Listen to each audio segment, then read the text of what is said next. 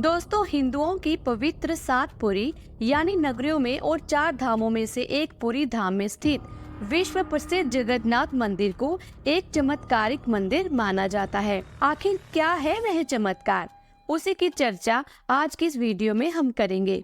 नमस्कार दोस्तों, स्वागत है आपका एक बार फिर हमारे चैनल धार्मिक राह में।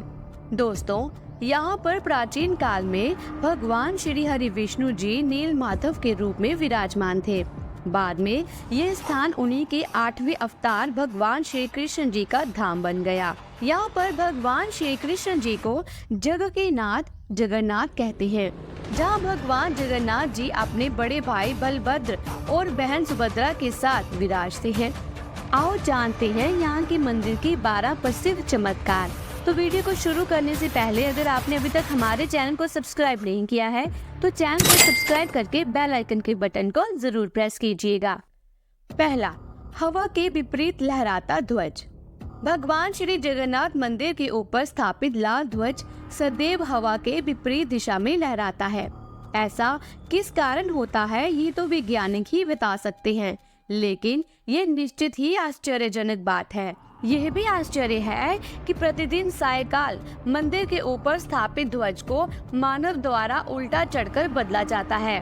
ध्वज भी इतना भव्य है कि जब ये लहराता है तो इसे सब देखते ही रह जाते हैं। ध्वज पर शिव का चंद्र बना हुआ है। ये भी कहा जाता है कि हनुमान जी द्वारा मंदिर के आसपास वायु का उल्टा चक्र पैदा किया गया है, जिसके चलते ध्वज विपरीत दिशा में लहराता है। दूसरा, गुंबद की छाया नहीं बनती। ये दुनिया का सबसे भव्य और ऊंचा मंदिर है। ये मंदिर 4 लाख वर्ग फुट क्षेत्र में फैला है और इसकी ऊंचाई लगभग 214 फुट है। मंदिर के पास खड़े रहकर इसका गुंबद देख पाना असंभव है। मुख्य गुंबद की छाया दिन के किसी भी समय अदृश्य ही रहती है। हमारे पूर्वज कितने बड़े इंजीनियर रहे होंगे, ये इस एक मंदिर के उदाहरण से समझा जा सकता है। पुरी के मंदिर का ये भव्य रूप 7वीं सदी में निर्मित किया गया। तीसरा, चमत्कारिक सुदर्शन चक्र। पुरी में किसी भी स्थान से आप मंदिर के शीर्ष पर लगे सुदर्शन चक्र को देखेंगे तो वह आपको सदैव अपने सामने ही लगा दिखेगा। इसे नील चक्र भी कहते हैं। ये अष्टधातु से निर्मित है और अति पावन और पवित्र माना जाता है। चौथा, हवा की दिशा।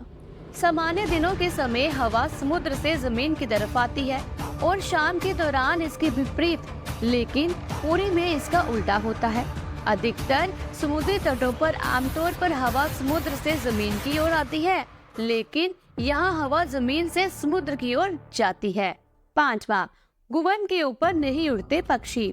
मंदिर के ऊपर गुंबद के आसपास अब तक कोई पक्षी उड़ता हुआ नहीं देखा गया। इसके ऊपर से विमान भी नहीं उड़ाया जा सकता।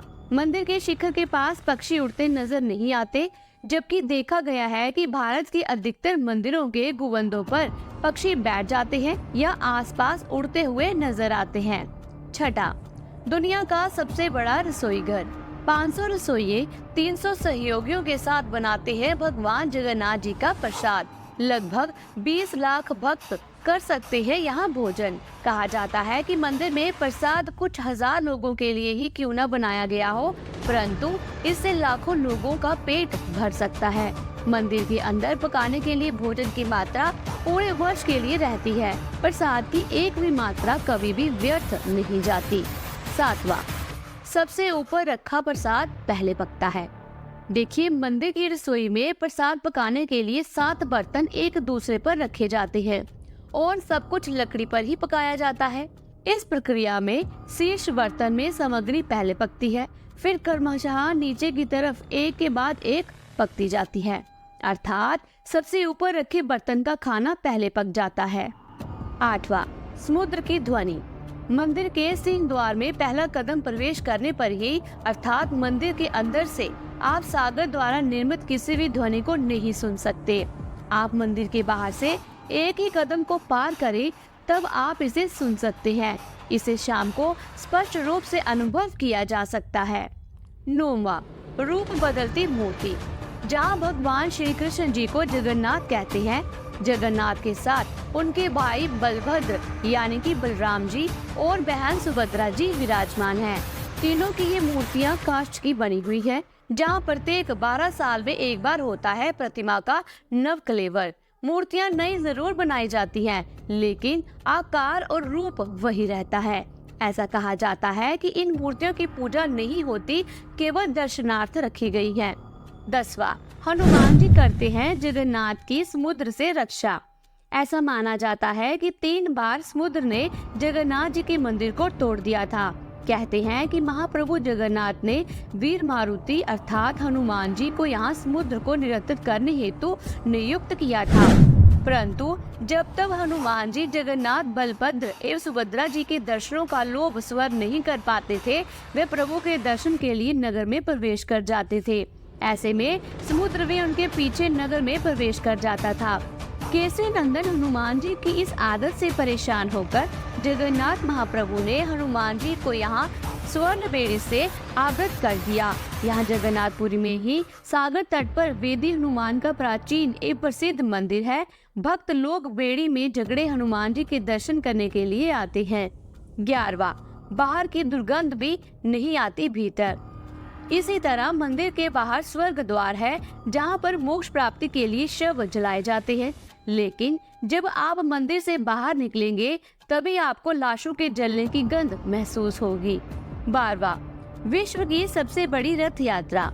आषाढ़ माह में भगवान रथ पर सवार होकर अपनी मौसी रानी गुड़ीचा के घर जाते हैं। ये रथ यात्रा 5 किलोमीटर में फैले पुरुषोत्तम क्षेत्र में ही होती है। रानी गुड़ीचा भगवान जगन्नाथ के परम भक्त राजा इंद्रद्युम्न की पत्नी थी, इसलिए रानी को भगवान जगन्नाथ जी की मौसी कहा जाता है। अपनी मौसी के घर भगवान 8 दिन रहते हैं। आषाढ़ शुक्ल दशमी को वापसी की यात्रा होती है। भगवान जगन्नाथ जी का रथ नंदी घोष है, देवी सुभद्रा का रथ दर्प दलन है और भाई बलभद्र का रथ तलध्वज है।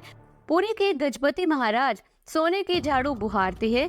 तो दोस्तों, आज की इस वीडियो में दी गई जानकारी अगर आपको अच्छी लगी हो तो वीडियो को लाइक करें और कमेंट बॉक्स पे जय श्री जगन्नाथ जी जरूर लिखिएगा।